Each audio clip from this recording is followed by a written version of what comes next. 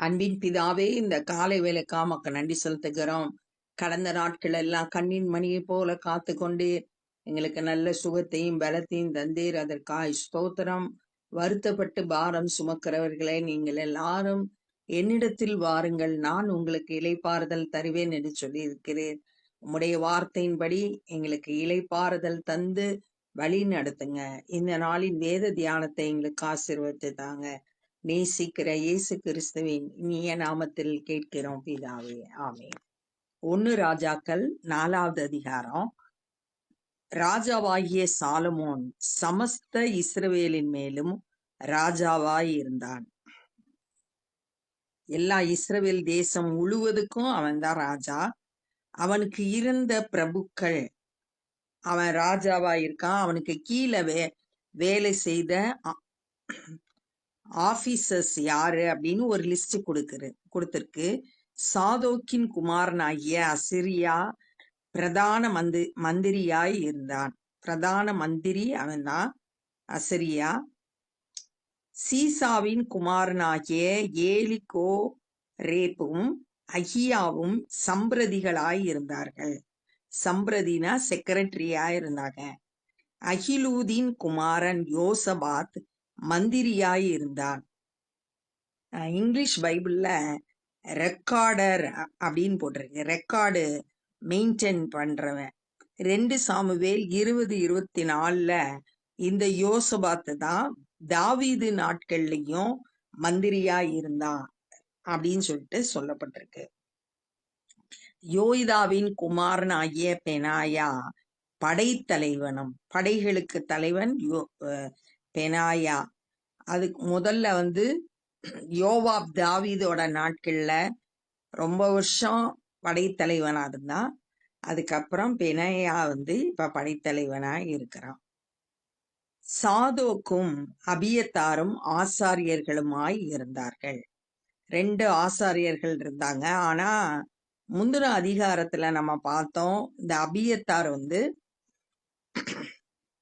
அதோனியா கூட சேர்ந்ததுனால அவனை ஆசாரியன் இல்லாதபடிக்கு சாலமோன் தள்ளி விட்டான் அப்படின்னு சொல்லிட்டு போடப்பட்டிருக்கு. ஆனா இங்க அந்த அபியத்தாரை சேர்த்து சொல்லியிருக்கு. நாத்தானின் குமாரன் அசிரியா மணியக்காரரின் தலைவராய் இருந்தான்.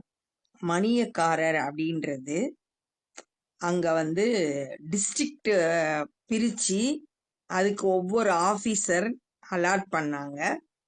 12 டிஸ்ட்ரிக்டா பிரிச்சு ஒவ்வொரு டிஸ்ட்ரிக்டுக்கும் ஒரு தலைவர் வச்சிருந்தாங்க.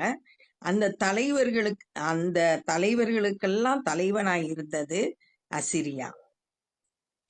நாத்தானின் குமாரன் சாபூத் ராஜாவின் பிரதானியும் இஷ்டனுமாய் இருந்தான். இந்த சாபூத் ராஜாவோட பிரதானி அப்படின்னு போட்டிருக்கு. இங்கிலீஷ் பைபிள்ல பிரீஸ்ட்னு போட்டிருக்கு. இஷ்டமானவன் அப்படின்றது ராஜாவோட ஃப்ரெண்டு. சாபூத் ராஜாவோட ஃப்ரெண்டு. அகீஷ் ஷார் அரண்மனை விசாரிப்புக்காரன். அரண்மனை முழுவதுக்கும் இன்சார்ஜ் இவன் தான். அப்தாவின் குமாரன் அதோனிராம் பகுதி விசாரிப்புக்காரனாய் இருந்தான். பகுதி விசாரிப்பு அப்படின்னா அவனுக்கு கீழே அடிமைகள் இருந்தாங்க. அந்த அடிமைகள் எல்லாத்துக்கும் இன்சார்ஜ் இவன் தான், அதோனிராம். இப்படி ஒவ்வொன்றுக்கும் சரியான லீடர்களை ஏற்படுத்தி ரொம்ப அழகா ஆட்சி செய்து வந்தான் சாலமோன்.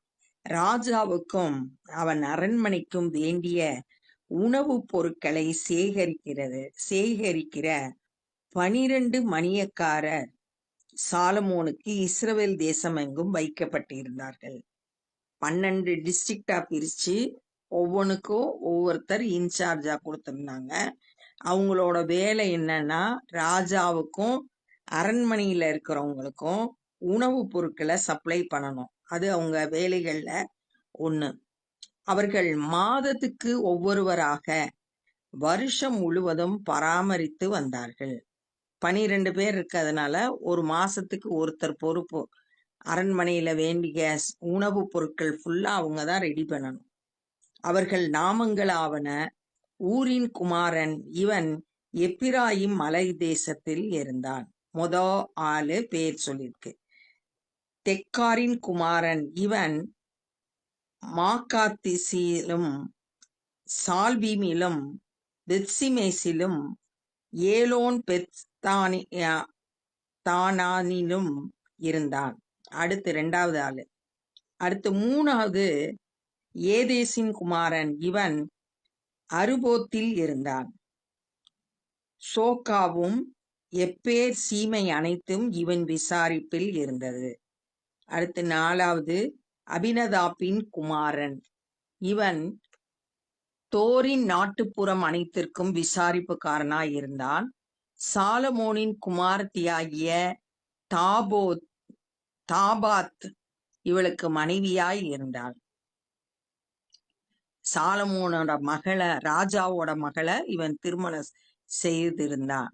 அகிலூத்தின் குமாரனாகிய பானா இவன் விசாரிப்பில் தானாகும் மெகிதோவும் சர்தானாவும் பக்கமாகவும் ஏஸ்ரேலுக்கு கிழக்காகவும் பெத்சேயான் தொடங்கி ஆபேல் மெகொலா மட்டும் யக்மேயாமுக்கும் அப்புறத் மட்டும் இருக்கிற பெத்சேயான் அனைத்தும் இருந்தது. யார் யாருக்கு எந்தெந்த பகுதி அப்படின்னு நல்லா பிரிச்சு கொடுத்திருந்தாங்க. கேபேரின் குமாரன் இவன் கீலேயாத்தில் உள்ள ராமோத்தில் இருந்தான். கீலேயாத்தில் உள்ள மனாசேயின் குமாரனாகிய யாவீர் கிராமங்களும் மதில்களும் வெண்கல தாழ்பால்களும் உள்ள பாசான் தேசத்தினுடைய 60 பெரிய பட்டணங்கள் உள்ள அர்கோப் சீமையும் இவன் விசாரிப்பில் இருந்தது.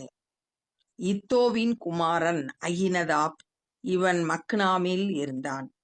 அகிமாஸ் இவன் நப்தலியில் இருந்தான். நப்தலி கோத்திரத்துக்குரிய இடத்துல இவன் இருக்கிறான். இவன் சாலமோனுக்கு இருந்த ஒரு குமாரத்தியாகிய பஸ்மாத் என்பவளை விவாகம் பண்ணினான். 11வது வசனத்துல சாலமோனோட மனைவிய ஒருத்தன் திருமணம் செய்தான் பார்த்தோம். இங்க அதே மாதிரி சாலமோனோட இன்னொரு குமாரத்திய இவன் அகிமாசு திருமணம் செய்கிறான். ஊசாவின் குமாரன் பானா இவன் ஆசேரிலும் ஆலோத்திலும் இருந்தான்.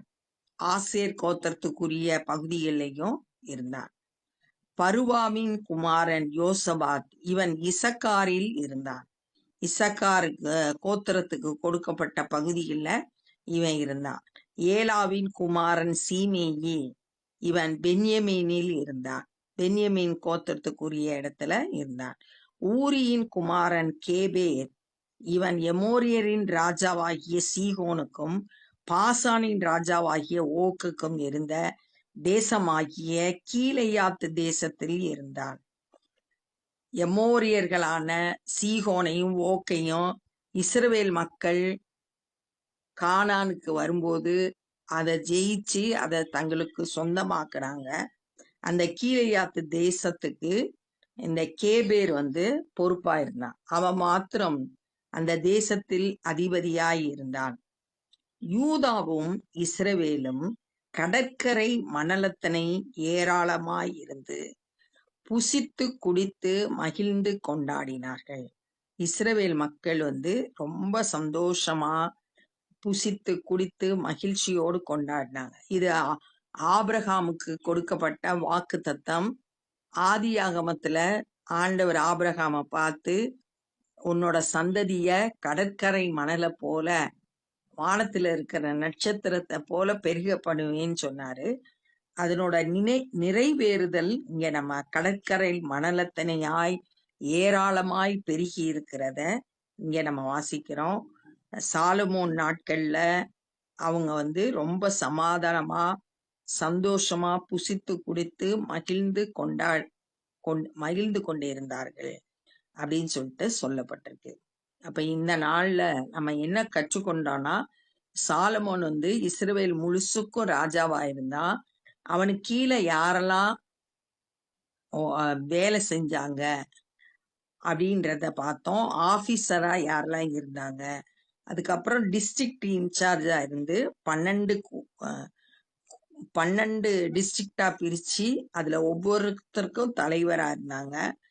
அவங்களோட பொறுப்பு என்னன்னா, ராஜாவுக்கும் அரண்மனையில இருக்கிறவங்களுக்கும் உணவு பொருள் கொடுக்கணும். மாசத்துக்கு ஒருத்தர் இன்சார்ஜ், வருஷம் முழுசும் அந்த வேலையை செய்யணும். அந்த 12 பேர் யாரு, அவங்களோட என்ன பகுதியில அவங்க வந்து பொறுப்பெடுத்து நடத்துனாங்க அப்படின்றதையும் இந்த நாள்ல தியானித்தோம். ஆபிரகாமுக்கு கொடுத்த வாக்குத்தத்தம் இந்த வசனத்துல நிறைவேறுகிறத பார்த்தோம். இஸ்ரவேல் மக்கள் கடற்கடல் மணலத்தனாயாக ஏராளமாயிருந்து சாலமோன் நாட்கள்ல புசித்து குடித்து மகிழ்ந்து கொண்டிருந்தார்கள் அப்படின்றத இந்த நாள்ல நம்ம தியானிச்சோம். இப்ப நம்ம ஜெபம் பண்ணுவோம். அன்பின் பிதாவே, இந்த நாள்ல கூட நாங்க கற்றுக்கொண்ட அந்த வேத பகுதிக்காய் நன்றி செலுத்துகிறோம். சாலமோனுக்கு நீங்க ஞானத்தை கொடுத்து நேர்த்தியாய் தன்னுடைய ராஜ்யத்தை ஆளுகை செய்தத நாங்க தியானித்தோம். ஆண்டவரே, நீர் ஆபிரகாமுக்கு வாக்கு பண்ணி நீர் கடற்கரை மணலை போல பெருக பண்ணுவேன் என்று சொன்னீர். அந்த வார்த்தை அப்படியே நிறைவேறினத நாங்க தியானித்தோம். ஆண்டவரே ஸ்தோத்திரம். ஆண்டவரே, நீர் சொன்னதை செய்கிற தேவன். ஆண்டவரே, சர்வ வல்லமையுள்ள கர்த்தர். உம்மால் செய்ய முடியாத அதிசயமான காரியம் ஒண்ணுமே இல்லப்பா. இந்த காலை வேளையில எங்களை முற்றிலுமாய் உடைய கரத்துல ஒப்பு கொடுக்கிறோம். எங்களுடைய தேவையும் நீ சந்தித்து வழி நடத்துங்க. அநேகருக்கு நாங்க ஆசீர்வாதமாய் இருக்க கிருபை செய்யுங்க. இந்த நாள்ல இஸ்ரவேல் மக்கள் மகிழ்ச்சியோடு இருந்தது போல நாங்களும் ஆண்டவரே மன நிறைவோடு மகிழ்ச்சியோடு காணப்பட கிருபை செய்யுங்க. இந்த நாள்ல சுவிசேஷ பணி செய்யறவங்களை உடைய கரத்துல எடுத்து பயன்படுத்துங்க. அநேகர் சத்தியத்தை அறிந்து விடுதலை பெற்றுக்கொள்ள கிருபை தாங்க. நாங்களும் உடைய ராஜ்ய பணியிலே எங்களால் இயன்றதை செய்ய ஒப்பு கொடுக்கிறோம். நேசிக்கிற இயேசு கிறிஸ்துவின் இனிய நாமத்தில் கேட்கிறோம் பிதாவே, ஆமென். என் ஆத்துமாவே கர்த்தரை ஸ்தோத்திரி, என் முழுவலுமே பரிசுத்த நாமத்தை ஸ்தோத்திரி. என் ஆத்துமாவே கர்த்தரை ஸ்தோத்திரி, கர்த்தர் செய்த சகல உபகாரங்களை மறவாதே. ஆமென். God bless you.